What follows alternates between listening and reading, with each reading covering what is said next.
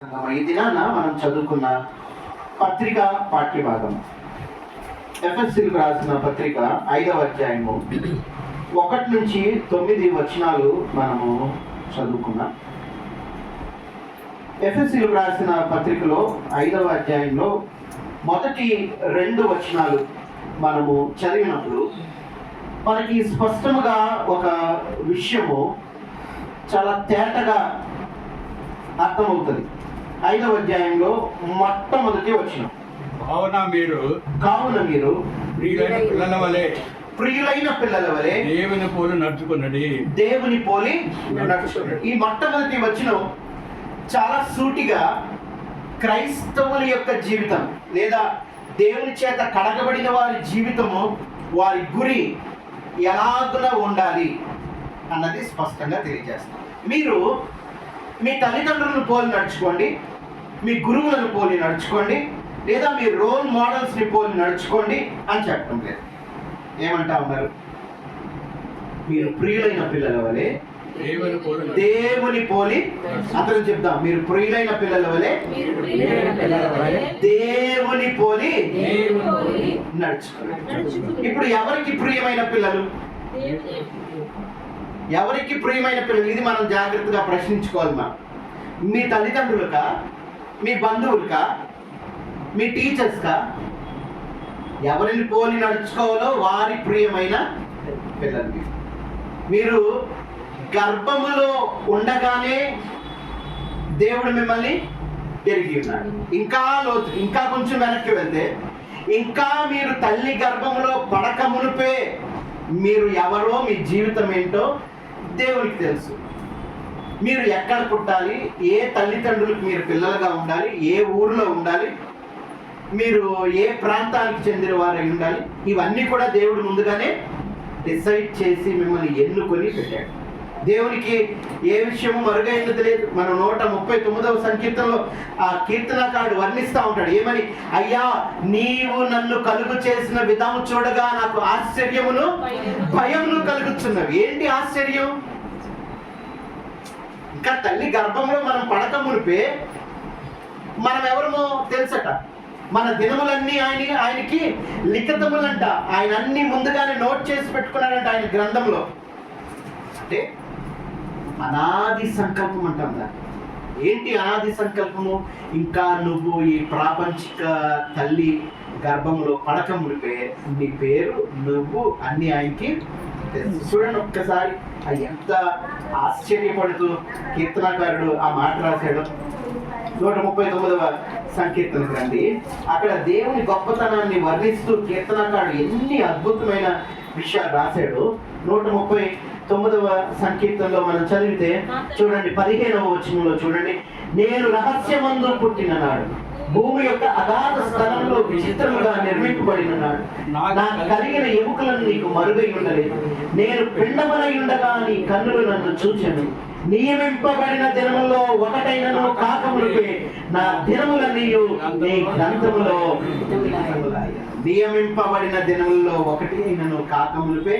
ఈ లౌకికమైన తల్లి తండ్రి నువ్వు పుట్టి బయటికి వచ్చే వరకు నువ్వు ఎలాగుంటావో, నీ రంగు ఏంటో, నీ యొక్క అవయవాల నిర్మాణం ఎలాగుందో ఇవన్నీ తెలియదు. ఒకవేళ నువ్వు పుట్టి పెద్ద అయిన తర్వాత కూడా నీ శరీరం ఎలాగుందో, నీ ముక్కు ఎలాగుందో, నీ కన్ను ఎలాగుందో చూడగలరు, కానీ నీ ఎముకలు ఎలాగున్నాయో చూడలేరు వాళ్ళు. ఎందుకు?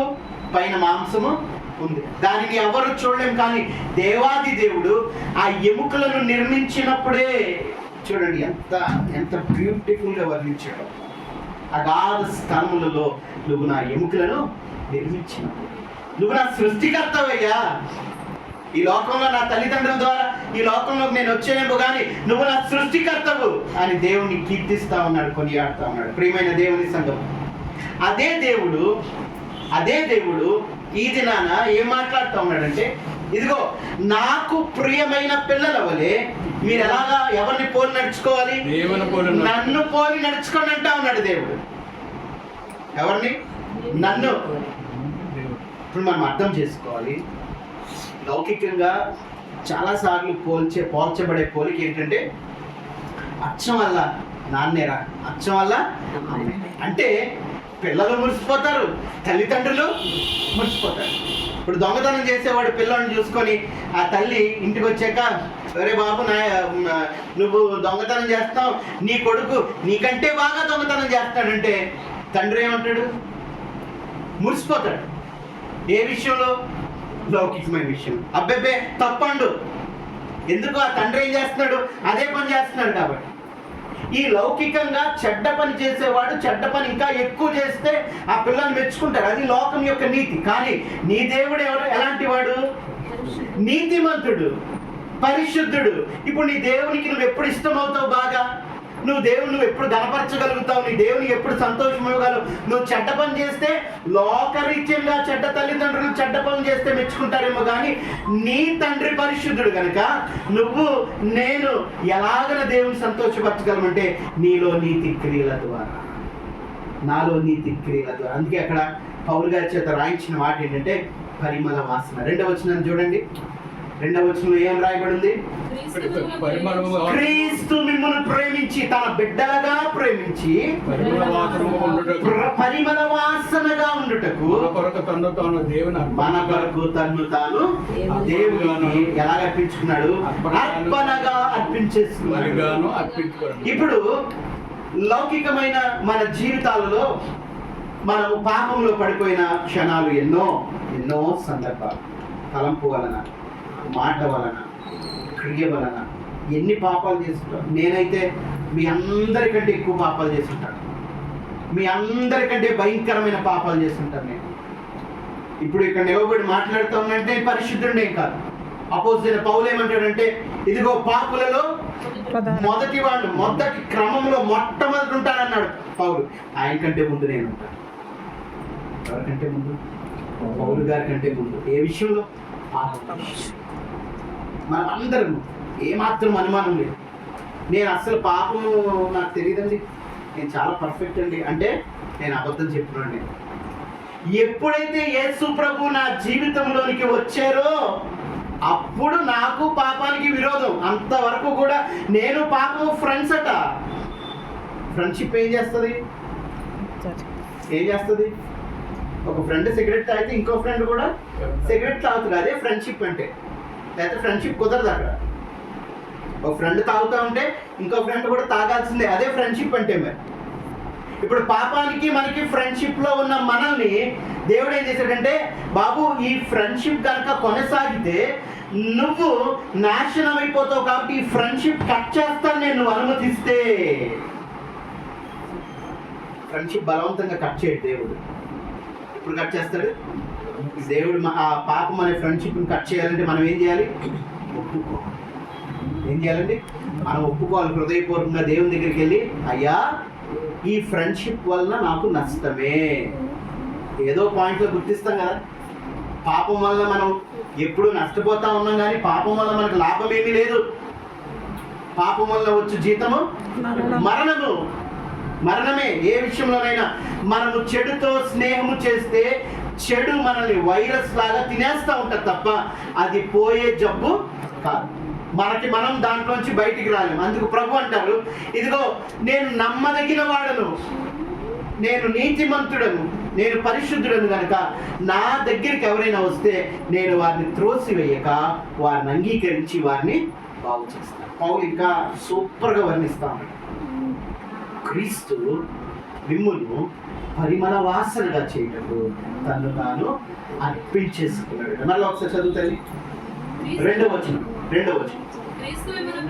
క్రీస్తు మిమ్మును ప్రేమించి పరిమళ వాసనగా ఉండుటకు మన కొరకు తన్ను తాను దేవునికి అర్పణముగాను బలిగాను అప్పగించుకొనెను. నిన్ను నన్ను అలాగ చేయడానికి ఇప్పుడు ఎవరి ఉచ్చులో ఉన్నాం? మనం ఎవరి బంధకంలో ఉన్నాం?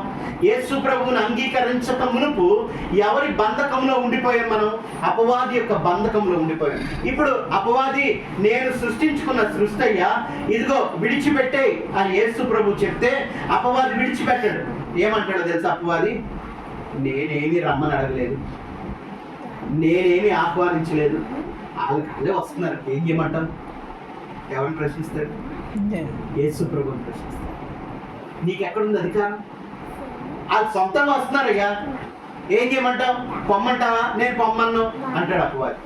ప్రభు ఏం సమాధానం చెప్తారు? అలాంటి పరిస్థితుల్లో దేవాది దేవుడు తనను తాను అర్పించుకొని అధికారం తీసుకువెళ్ళాను. అపవాది లేదు. ఇదిగో పాపం చేశాడయ్యా, ఎలా వదిలేయమంటావు? నా బిడ్డ ఇప్పుడు నీ సృష్టి అంటున్నావు కదా, నీ సృష్టి అయితే అయ్యాడు, కానీ ఇంకో పాపం చేశాడు, నేను చెప్పిన మాట వింటా ఉన్నాడు, నువ్వు నా దగ్గర బలవంతంగా ఎలా లాక్కుంటావు? లాక్కోలేవు, నీకు అధికారం లేదన్నాడు. అప్పుడు యేసు ప్రభు శిలువ కంపులో ఉన్న మనల్ని పరిమళ వాసనగా చేయడానికి, అపవాది యొక్క ఉచ్చులలో నుండి మనల్ని బయటికి లాగడానికి ప్రభు ఏం చేయవలసి వచ్చిందంటే, తనను తాను అర్పణగాను బలిగాను, ఇదిగోనయ్యా నా రక్తాన్ని, పవిత్రమైన రక్తాన్ని, పాపమంటని రక్తాన్ని నేను చిందించానయ్యా, ఇప్పుడు వచ్చింది నాకు అధికారం, అన్ని నామముల కన్నా పైన. అప్పుడు వచ్చింది తనను తాను పూర్తిగా తగ్గించుకొని పరలోకం నుండి దిగి వచ్చి మన కొరకు బలిగా అయిపోయినప్పుడు అప్పుడు మనం పరిమళ వాసనగా మారాం. ఎంత పెద్ద కథ నడిచిందో కదా, ఎంత త్యాగం నడిచిందో కదా. మనం పాపం నుండి విముక్తి పొందుకున్నామంటే యేసయ్యా నన్ను క్షమించు అని అంటే సరిపోతుంది అనుకుంటున్నాం. మనం అంతవరకే మనం ఆలోచిస్తా ఉన్నాం, కానీ యేసయ్యా నన్ను క్షమించు అని అడిగితే క్షమించగలిగే అధికారం పొందుకోవడానికి యేసు ప్రభు సిలువెక్కవలసి వచ్చిందని మనం గ్రహించాలి. ఎంత త్యాగం చేస్తే మనము ఈ గొప్ప ధన్యత పొందుకున్నాం. ఇప్పుడు ఎంత సింపుల్గా అయిపోయిందండి, ప్రభువా నన్ను క్షమించు అని యథార్థంగా అడిగితే ప్రభు క్షమించేస్తా ఉన్నాడు. దాని విలువ అర్థం అవ్వాలంటే మనల్ని పరిమళ వాసనగా చేయడానికి యేసు ప్రభు త్యాగం చేయవలసి వచ్చింది. ఏం త్యాగం? మామూలు త్యాగం కాదు కదా. ఆ త్యాగాన్ని చాలా జాగ్రత్తగా అర్థం చేసుకోవాలి. దెబ్బలు తినాల్సి వచ్చింది, ఆయన అవమానింపబడవలసి వచ్చింది. ఇప్పుడు చూడండి, మన ఇళ్లలో పిల్లలు ఎవరైనా, లేదా మనం ఎక్కడైనా టీచర్గా పనిచేస్తూ ఉంటే మన దగ్గర నేర్చుకుంటున్న పిల్లలు ఎవరైనా మనం మేలు కోరి ఏమన్నా చెప్తా ఉంటే వాళ్ళు తిరగబడతా ఉంటే ఎలా ఉంటుంది? ఉదయం ఏమైపోతుంది, కదిలిపోతుంది. ఇదేంటి, వీళ్ళు మేలు కోసం మనం చెప్తా ఉంటే వీళ్ళు అర్థం చేసుకోవట్లేదు, వీళ్ళ మేలు కోసం, వీరు ఫ్యూచర్ కోసం మనం చెప్తా ఉంటే వీళ్ళేంటి మన మీద తిరగబడతా ఉన్నారు. ఎంత వేదన, ఎంత కన్నీరు ఉంటుంది, పైకి ఏడవకపోయినా లోన ఎంత ఏడుకుంటుంది. మనం అర్థం చేసుకోవాలి. యేసు ప్రభు ఎన్ని అవమానాలు ఎదుర్కొన్నాడు. అప్పుడు దాకా హోసన్నా హోసన్నా అన్నవారు పరిస్థితి ఇలా మారిందో లేదో, యేసు ప్రభుని సిలువ వేయండి అన్నారు. అప్పుడు దాకా యేసు ప్రభు అయ్యో ఇదిగో నన్ను ముట్టుకుంటే, నా వైపు చూస్తే బాగుండు, నన్ను స్వస్థపరిస్తే బాగుండు అని ఆయన దగ్గర నుంచి స్వస్థతలు, దీవెనలు పొందుకున్నవారు ఇప్పుడు యేసు ప్రభు దోషి, ఈయన సిలువ వేయండి అంటుంటే యేసు ప్రభు యొక్క హృదయం ఎలాగుంటుందో ఒకసారి ఆలోచించండి. ఇలాంటి ఎన్ని తట్టుకున్నాడు ఆయన. ఎందుకంటే మనల్ని పరిమళ ఇప్పుడు ఈ ప్రేమ మనం అర్థం చేసుకుంటూ ఆ ప్రేమకు మనం నిజంగా గౌరవం ఇవ్వాలంటే యేసు ప్రభు నీ దగ్గర నుంచి, నా దగ్గర నుంచి ఆశిస్తుంది గొప్ప ఏమి కాదు. ఏమంటారో తెలుసా? నేను మిమ్మల్ని పరిమళ వాసనగా చేశాను, ఆ పరిమళ వాసన మీ దగ్గర నుంచి పోకుండా జాగ్రత్తగా ఉండండి అంటా ఉన్నాడు. అంతే. సాతానికి ఇప్పటికీ ఒక అధికారం ఉంది. ఏంటి అధికారం అంటే నిన్ను ఆకర్షించే అధికారం. ఏం అధికారం ఉంది? నిన్ను ఆకర్షించవచ్చు. పాస్ గారు వాక్యం చెప్తున్నారు కదా, పాస్ గారు సాతాన్ని జయించేశారు లేదు. మనం అందరం వాక్యం వింటున్నాం కదా, మనం అందరం సాతాన్ని జయించాం లేదు. గర్జించు సింహము వలె ఎవరిని మృంగుదునా అని ప్రతి దినము, ప్రతి గడియ, ప్రతి క్షణము నీ వైపు చూస్తానే ఉంటాడు. ఎందుకు? ఏదో విధంగా నిన్ను పాడేయాలి. పడిపోయినోడితో సాతానికి పనేమీ లేదు, గుర్తుంచుకోండి. పడిపోయినోడితో సాతానికి ఏ పని లేదు, వాడు నాశనంలోకి వెళ్ళిపోతా ఉన్నాడు. కానీ పడిపోకుండా నన్ను నేను జాగ్రత్తగా కాపాడుకోవాలి, యేసు ఇచ్చిన ఈ పరిమళ వాసన నిలుపుకోవాలి అనుకునే వాడికి సాతాను వాడినే, ఆమెనే టార్గెట్ చేస్తాడు. ఏంటంటే నేను ప్రార్థన చేసుకున్నాం అనుకుంటున్నాను, నాకు శోధన ఎక్కువైపోతుంది. నేను ప్రార్థన చేసుకున్నప్పుడు నాకు ఏ శోధన లేదు, నేను ప్రార్థన చేసుకున్నప్పుడు నాకు ఏ శోధన లేదు. కానీ ప్రార్థన చేసుకోవడం మొదలుపెట్టిన తర్వాత, వాక్యాన్ని పాటించడం మొదలుపెట్టిన తర్వాత నాకేంటి శోధన? నేను ప్రార్థన చేసుకున్నప్పుడు నేను పలానా వద్ద ఫ్రెండ్షిప్ అంత పట్టించుకునేవాడిని కాదు. కానీ నేను ప్రార్థన చేసుకోవడం మొదలుపెట్టిన తర్వాత ఆ ఫ్రెండ్షిప్ నన్ను వెతుక్కుంటూ వస్తుంది. ఏంటంటే ఇది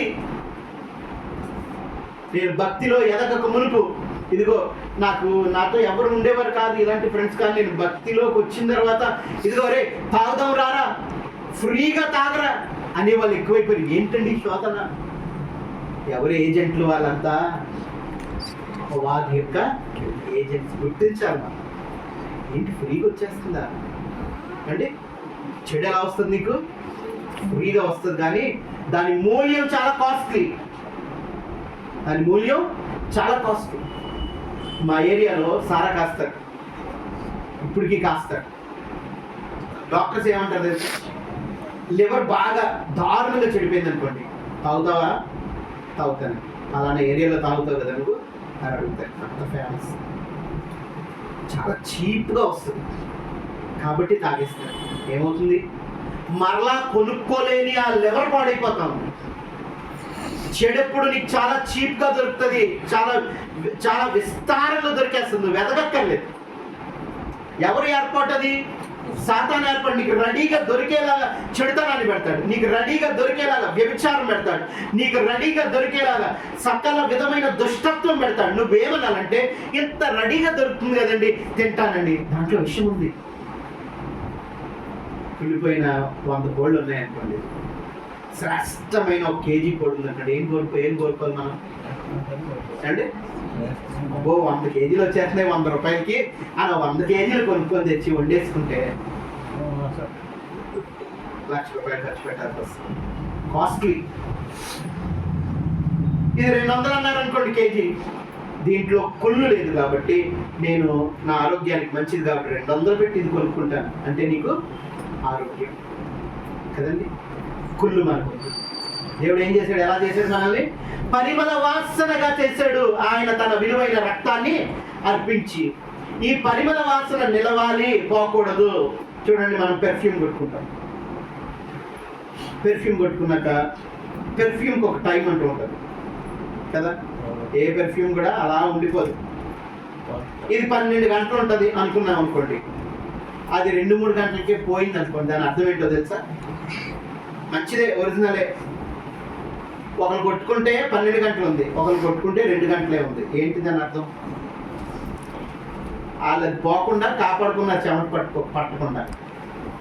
వీళ్ళు ఎండలో తిరిగేసే చెమట పట్టింది ఉంటుందా? పోతుంది. పరిమళ వాసన నీతో ఉండాలి, నీ దగ్గరే ఉండాలి.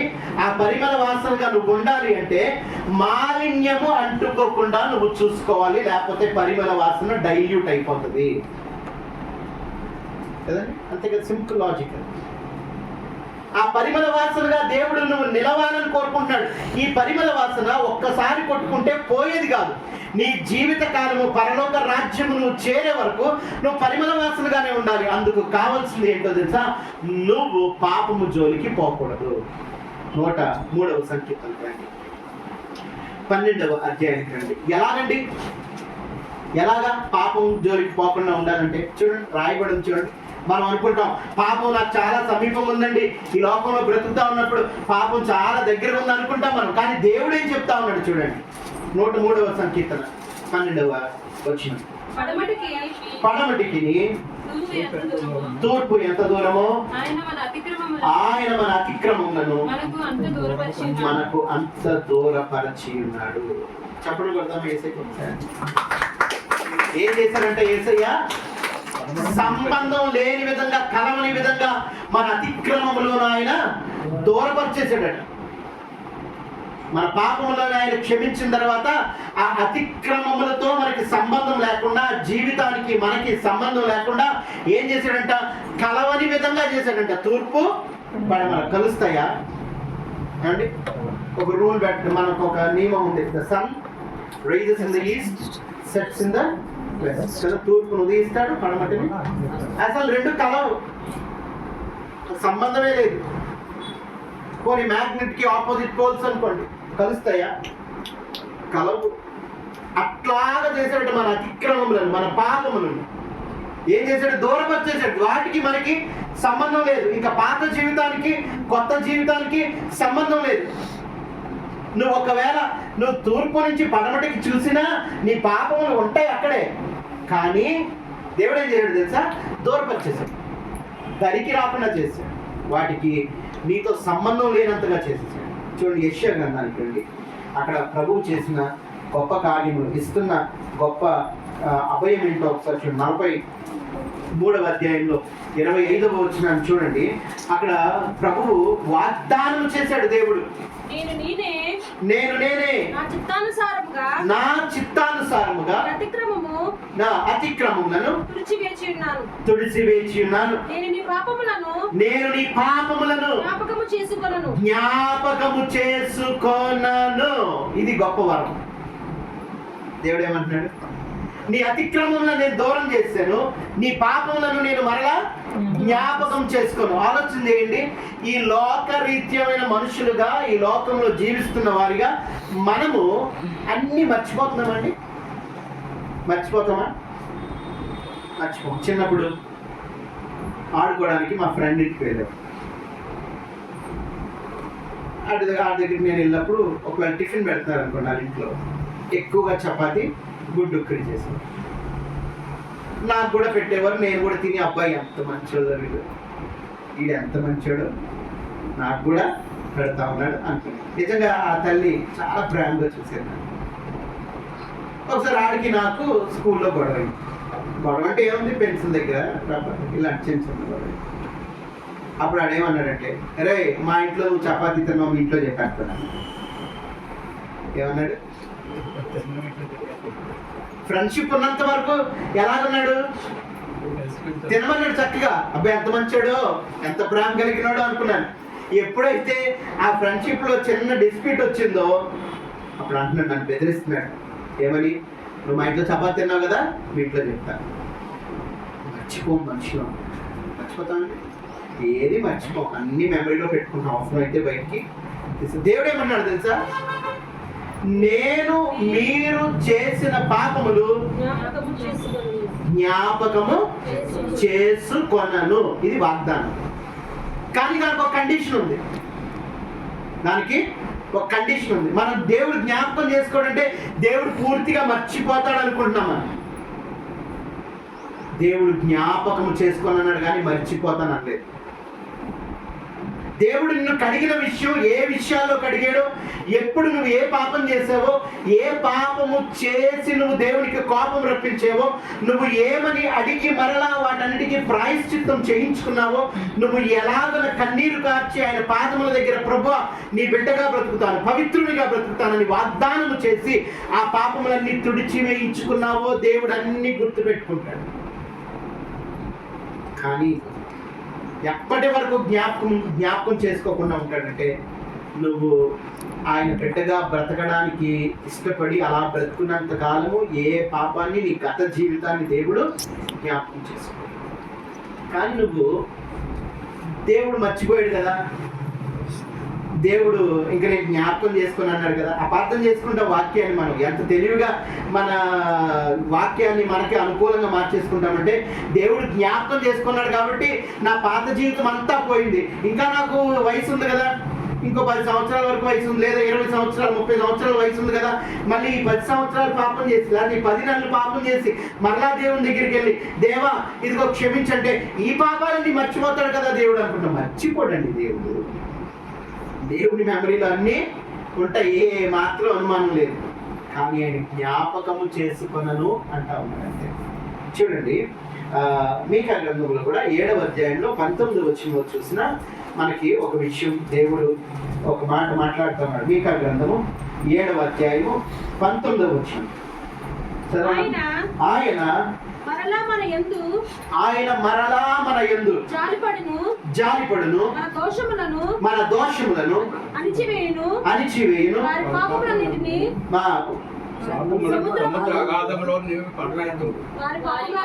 వారి పాపములన్నిటినీ సముద్రపు అగాధములో పడవేతుము. పూర్వకాలమున మా పితరులైన అబ్రహాము యాకోబులకు ప్రమాణము చేసిన సత్యమును కనికరమును నీవు అనుగ్రహింతువు. చూడండి, మీకా ప్రార్థన చేస్తా ఉన్నాడు. ఏమంటా ఉన్నాడంటే, నువ్వు కనికరం కలిగిన దేవుడు అయ్యా. ఇదిగో పూర్వం ఒక వాగ్దానం చేశావు. ఏంటా వాగ్దానం?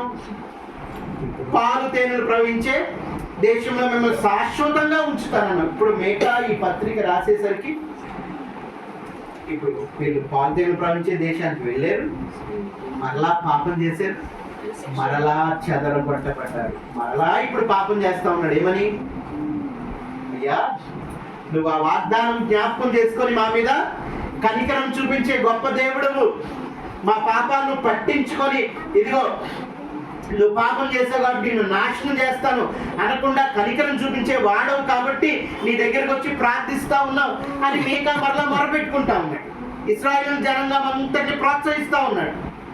ఏది ఉత్తమమో మీకా గ్రంథం చదివితే మనకు అర్థమవుతుంది. ఏది ఉత్తమము, ఏంటి ఉత్తమం అంటే ఇదిగో నీ దగ్గర చక్కగా మమ్మల్ని మేము తగ్గించుకొని ఉంటే అదే ఉత్తమం అంటాడు. మీకా గ్రంథం చదివితే మనకు అర్థమవుతుంది. ఇప్పుడు మనం అర్థం చేసుకోవాలి జాగ్రత్తగా, మనం దేవుని యొక్క ఉద్దేశాలు. ఇగో ఇక్కడ మాట్లాడబడుతున్న మాట, సముద్ర తరంగాల్లో అగాధములో నువ్వు ఉంచావయ్యా అంటే పోయినాయా? ఆలోచన చేయండి. పోయినాయా? ఉన్నాయా? ఉన్నాయి. కప్పెట్టేసేవు అనలేదు, ఉన్నాయి. ఎక్కడ? అవి మరలా నువ్వు పైకి తేవద్దు నీ క్రియల ద్వారా దేవుడు వార్నింగ్ ఇస్తా ఉన్నాడు. మత్తయి సువార్త రండి. మత్తయి సువార్తలో ప్రభువు 18వ అధ్యాయానికి రండి. పేతురు గారికి వచ్చిన డౌట్ ఇదే. పేతురు గారు ప్రభువుని ఏమడిగారో ఒకసారి చూడండి. 18వ అధ్యాయంలో 21వ వచనాన్ని ముందు చదువుదాం. ఆయన ఆ సమయమున పేతురు ఆయన యొద్దకు వచ్చి, ప్రభువా, నా సహోదరుడు నా యొద్ద తప్పిదము చేసిన యెడల నేను ఎన్ని మార్లు అతనికి క్షమింపవలెను? 7 మార్లు మట్టుగా అడిగాడు. అందుకు యేసు 7 మార్లు మట్టుకే కాదు, 70 ఏండ్ల మారు మట్టుకు నువ్వు క్షమించవలసిందే అన్నారు. అంటే 70 ఏండ్లు అంటే జీవితకాలం. నరుని ఆయుష్ 70 సంవత్సరము, అధిక బలమున్న 80, అయినను ఆయాసము, దుఃఖము, ప్రయాసము అన్నీ ఉన్నాయి. కానీ ఒక స్టాండర్డ్ పెట్టారు ప్రభు. ఏమని? 70 సంవత్సరం. అంటే ప్రభు ఏమన్నారంటే 70 సంవత్సరం వరకు నువ్వు క్షమించాల్సిందే. కోపాలు తాపాలు పెట్టుకోవడానికి వీళ్ళు, కక్షలు ఉండడానికి వీళ్ళు 70 సంవత్సరాలు జీవితకాలం మటుకు నువ్వు క్షమిస్తూనే ఉండు అన్నాడు. దానికి ఒక ఉదాహరణ చెప్పారు. ఆ ఉదాహరణ మనం చాలా జాగ్రత్తగా మనం అర్థం చేసుకోవాలి. ఒక ఆయన, ఒక రాజు ఒకరికి అప్పు ఇచ్చాడు. ఈ రాజు దగ్గర అప్పు తీసుకున్నవాడు ఇంకొకరికి అప్పు ఇచ్చాడు. ఇప్పుడు రాజు వచ్చి అప్పు ఇచ్చినవాడికి, ఏదిరా బాబు లెక్కది అన్నాడు. అయ్యా, నా దగ్గర ఏమి లేవు, క్షమించాను. ఇప్పుడు రాజు ఏం చేశాడు? సర్లే, నువ్వేం లేవన్నావు కదా, క్షమించాను పో అన్నాడు. ఇప్పుడు క్షమాపణ పొందుకున్న వ్యక్తి వేరే వాళ్ళ దగ్గరికి వెళ్ళాడు. అతను కనబడ్డాడు, అడిగాడు, రే బాబు, నా దగ్గర అప్పు తీసుకున్నావు ఏదంటే, అయ్యగారు ఇస్తానండి, కంగారు పడకండి, ప్రస్తుతం పరిస్థితి బాగాలేదన్నాడు. ఇప్పుడు రాజుగారి దగ్గర క్షమాపణ పొందుకున్న వ్యక్తి ఏమనుకోవాలి? సర్లే, నాకు చాలా పెద్ద అమౌంట్ క్లియర్ చేశారు కదా రాజుగారు, రుణమాఫీ చేశారు, మీరంతా చాలా తక్కువ నాకు ఇవ్వాలి అని రుణమాఫీ చేయాలి. ఇప్పుడు రాజుగారు ఇతను చేసిన అప్పుని మాఫీ చేశాడు. ఇంక నువ్వు నాకు తీర్చక్కర్లేదు అని ఇంక నేను జ్ఞాపకం చేసుకోను, నా లెక్కలో నువ్వు లేవు, అప్పుల లిస్టులో నువ్వు లేవు, నేను నిన్ను మర్చిపోతాను అన్నాడు. అన్నాడా? ఇప్పుడు ఈయన ఏం చేశాడు? ఈయన కూడా అలా మర్చిపోవాలి లెక్క ప్రకారం. ఈయన ఏం చేశాడు? నేను మర్చిపోతాను అనలే, నాతో పెట్టుకోకు నువ్వు, నేను రూపాయి కూడా వదలను, ఖచ్చితంగా నువ్వు నాకు ఇవ్వాల్సింది 50 రూపాయలు ఇవ్వాల్సిందే అన్నాడు. ఈయన మర్చిపోలేకపోయాడు, రాజు మర్చిపోయాడు. ఇప్పుడు రాజు మర్చిపోయాడు అని ఈయన కాన్ఫిడెన్స్తో ఈ వ్యక్తి దగ్గరికి వెళ్ళి 50 రూపాయల కోసం దెబ్బలాటేసుకున్నాడు. రాజు మర్చిపోయాడు కానీ పూర్తిగా దానిని ఇరేజ్ చేసేయలేదు అతని మైండ్లో నుంచి. ఇప్పుడు రాజుకు తెలిసింది ఏమని? నేను ఇతను క్షమించాను, అతడు ఇంకొన్ని క్షమించలేకపోయాడు. మరలా పిలిపించాడు. పిలిపించి, అయ్యా, నేను నిన్ను క్షమించాను కదా, నువ్వెందుకు క్షమించలేకపోయావు అని అడిగాడు. అంటే రాజు పూర్తిగా మర్చిపోయాడా?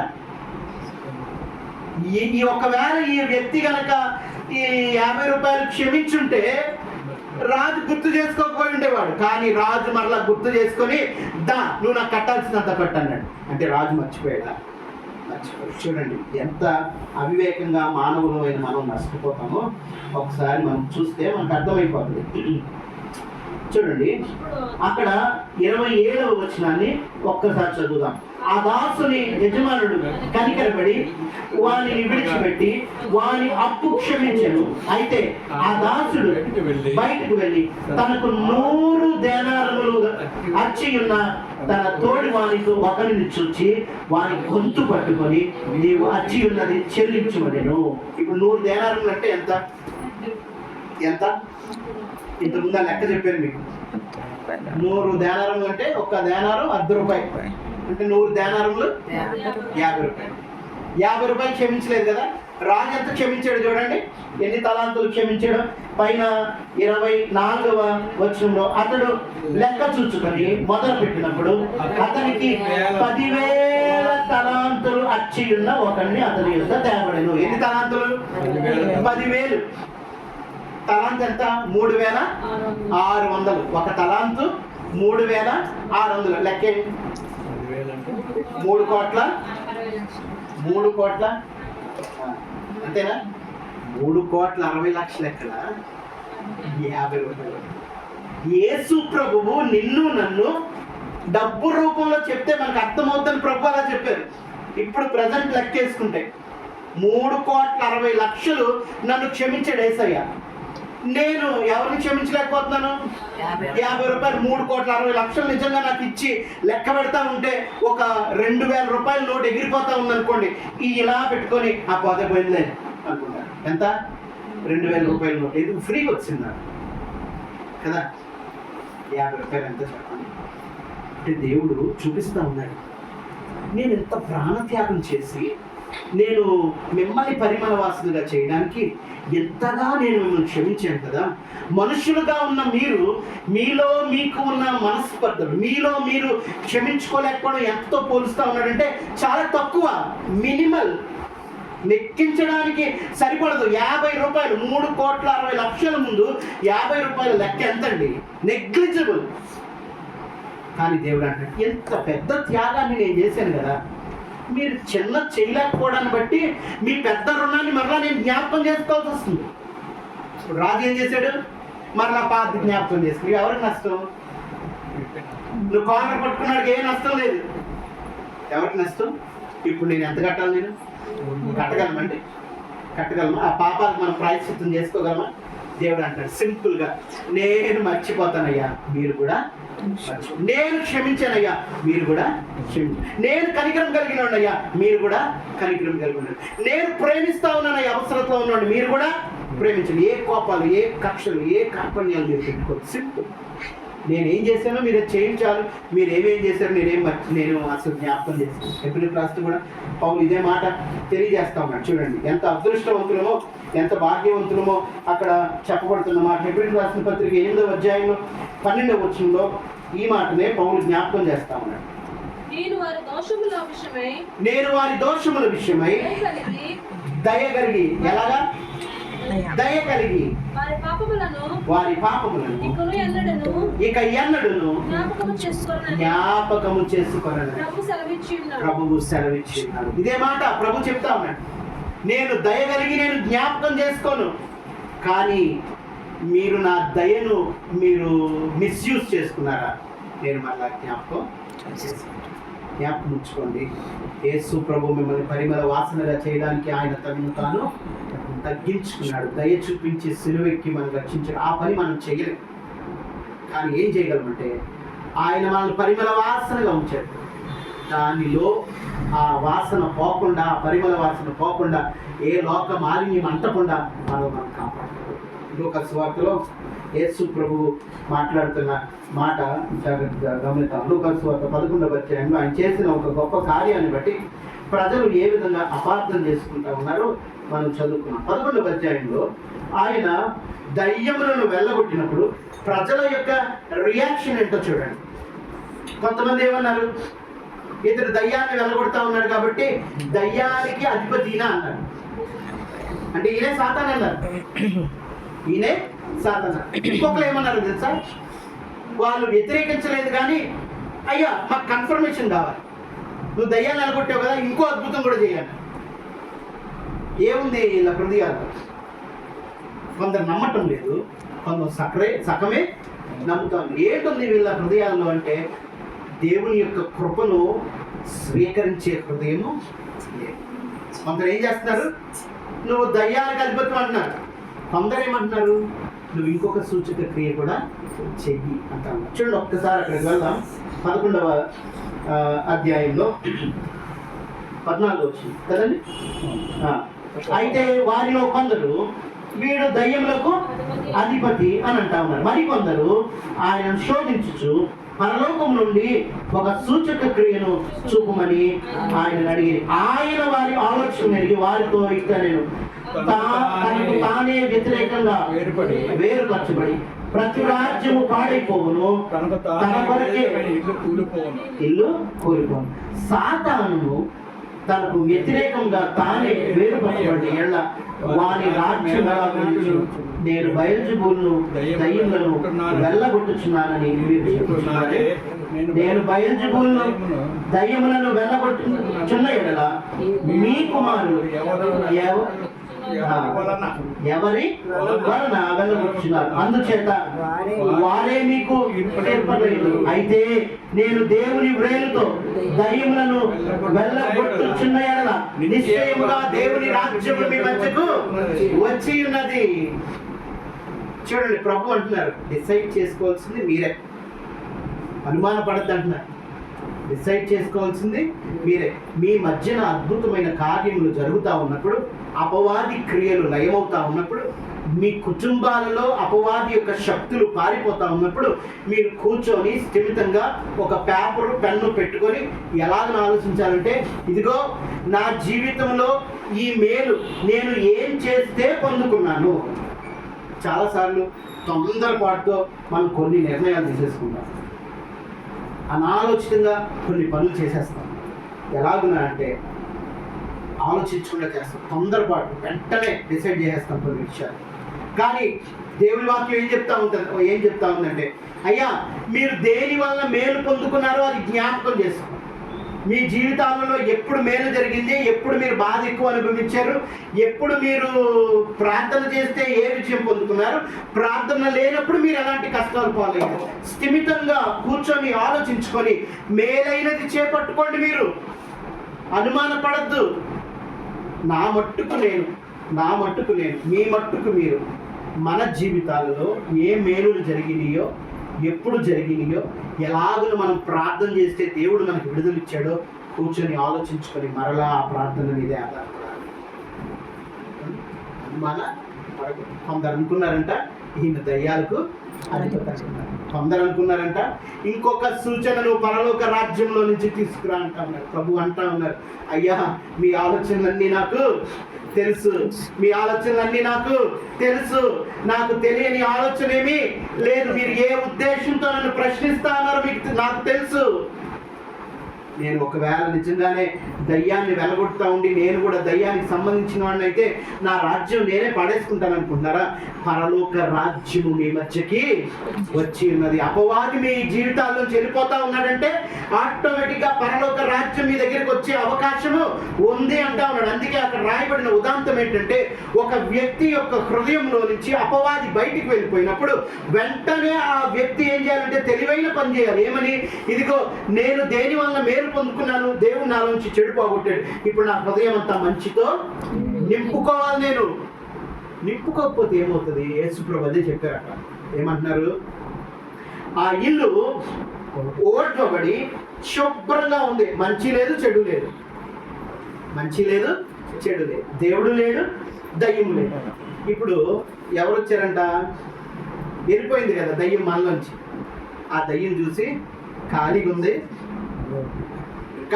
ఇంకా అసలు ఏమి వాక్యం ఇంకా హృదయంలోకి ఏమి రాలేదు.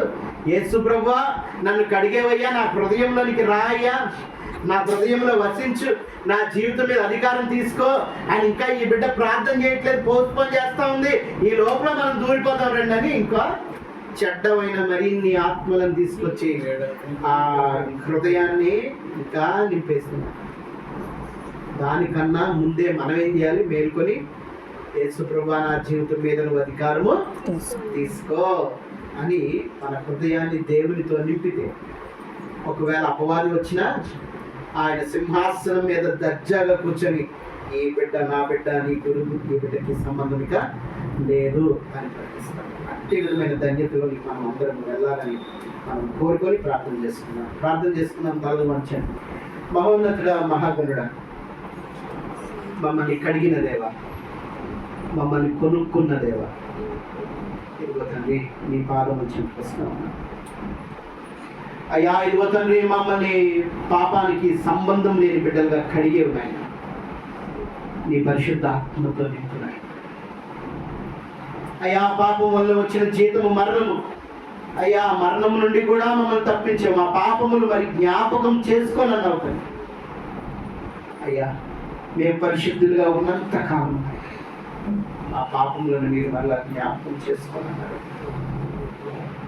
మేము ఒకవేళ తండ్రి చెడుగా ప్రవర్తిస్తే మరలా మా లెక్క తీయవలసి వస్తుంది కాబట్టి అటువంటి పరిస్థితి మాకు వద్దు తండ్రి. మేమందరము ఏకీభవించి మనం చేసుకుంటున్నాం తండ్రి. అయ్యా, నేను ఒప్పుకుంటా ఉన్నాను, పాపులలో ప్రధాన పాపిని నాయన. అయ్యా, నా పాపాన్ని క్షమించిన పరిశుద్ధుడానికి స్తోత్రం. మరలా నా పాపములు జ్ఞాపకం చేసుకోనని అయ్యా వాగ్దానం చేసిన దేవానికి స్తోత్రం తండ్రి. నా ప్రాచీన స్వభావం, నా ప్రాచీన జీవితానికి, మీరు కడిగిన తర్వాత ఉన్న నా జీవితానికి, తూర్పుకి పడమటికి ఉన్నంత వ్యత్యాసం మీరు పెట్టారయ్యా. నేను దానిని కోల్పోకుండా నాయన మరలా నేను పాపం వైపు ప్రయాణం చేయకుండా నాకు సహాయం చేయండి. మీ కృపలో నన్ను మమ్మల్ని అందరినీ జ్ఞాపకం చేసుకోండి. ఎన్నో విషయాలు నేర్పేస్తాను, నీకు వందనాలు. దానిని మేము అవలంబించి అయ్యా, ఒకవేళ సాతాను మాలో ప్రేరణ కలిగించిన, అపవాదిని ఎదిరించిన ఆయన ఇదిగో తండ్రి మేము బాగుపడేలాగా సహాయం చేయండి. అపవాదిని వాక్యమనే ఖడ్గము ద్వారా ఎదిరించగలిగిన శక్తి మాకు ఇచ్చేవనైనా ఆ పవర్ని మేము ఉపయోగించుకోవడానికి సహాయం చేయండి. మీ దయలో నీ కృపలో మేమందరము సంతోషం ఉండాలని మీరు కోరుకుంటా ఉన్నారు. మీ కృపను కృమరింపచేసి మమ్మల్ని బలపరిచి మీరు మహిమ పొందుతున్నారు. యేసయ్య పరిశుద్ధమైన నామమున మిక్కిలి వినయంగా అడిగి వేడుకొని ప్రార్థన చేసుకుంటా ఉన్నా మా తండ్రి. ఆమేన్, ఆమేన్, ఆమేన్.